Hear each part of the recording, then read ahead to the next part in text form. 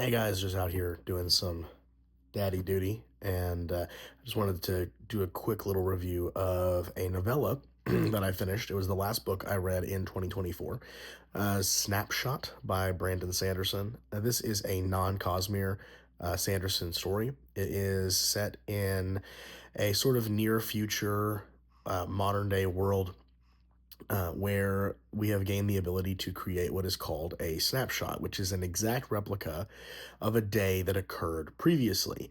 Basically, it's a replication of the entire city and 20 million people, but none of it's actually real. It's all some sort of physical simulation, and the technology behind it is kept deliberately vague because it's not really relevant to the story.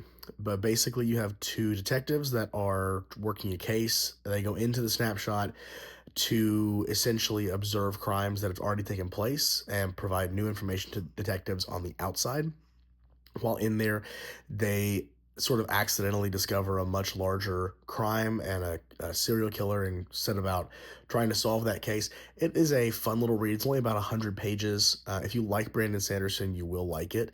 I will say I give it 4 stars because the writing at the beginning is pretty clunky and very, very exposition heavy, which I found kind of strange, given I've read a lot of Sanderson, and it was surprisingly clunky to me.